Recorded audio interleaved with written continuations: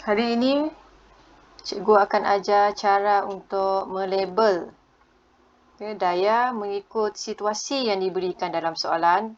Sebelum itu, apa itu hukum gerakan Newton ketiga? Jika terdapat daya bertindak pada suatu objek, maka terdapat satu daya tindak balas. Pada magnitud yang sama, ingat masih apa maksud magnitud? Magnitud bermaksud nilai. Jadi nilai yang sama tetapi arahnya adalah bertentangan arah. Mari kita lihat contoh. Objek yang pegun. Pegun maksudnya dia tak bergeraklah di atas meja. Daya yang ke bawah adalah berat. Ataupun weight. Di atas adalah daya tindak balas. Boleh juga ditulis sebagai daya tindak balas normal. Reaction force. Sekarang kita lihat lagi contoh di sebelah. Objek tergantung pada seutas tali. Maka daya ke bawah sama seperti tadi. Cuba tengok sebelah. Berat. Bagaimana pula dengan daya ke atas? Maksudnya daya yang bertentangan.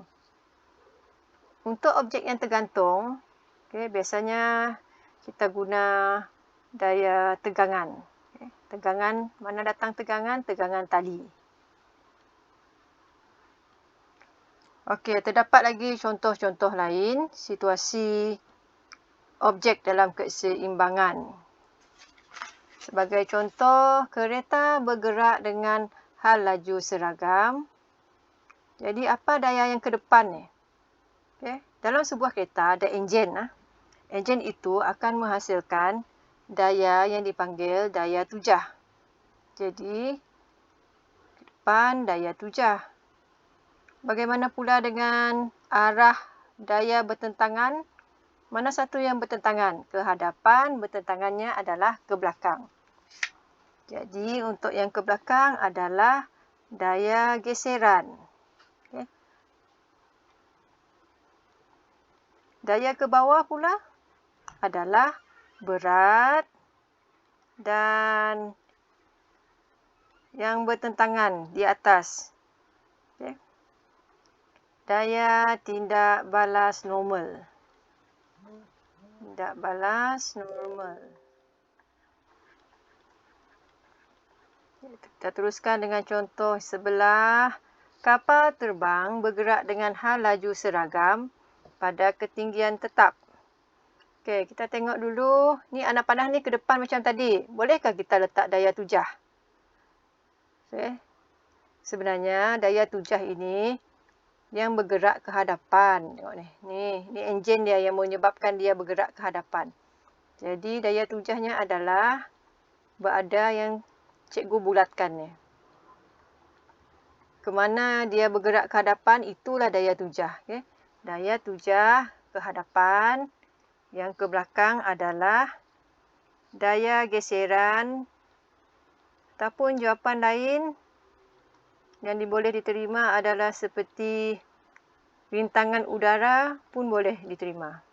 Sebab ada rintangan udara. Daya yang ke bawah adalah berat. Bagaimana pula dengan daya yang ke atas ni? Kita guna daya angkat.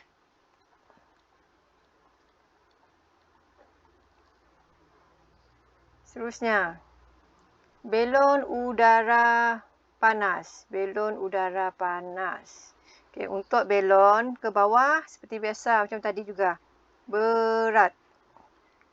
Yang di atas, dia terapung. Kalau terapung, daya apungan.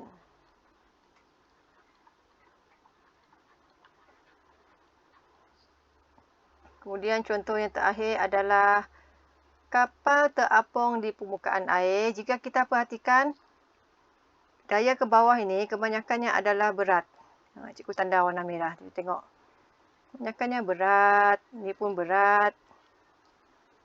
Berat. Berat. Berat dan berat. Tapi untuk dia terapung, tengok ada perkataan apung, maka gunalah daya apungan. Okay. Yang terapung guna daya apungan, yang ada tali guna tegangan. Okay, yang kapal terbang ni guna angkat, daya angkat. Okay. Yang selebihnya tindak balas normal.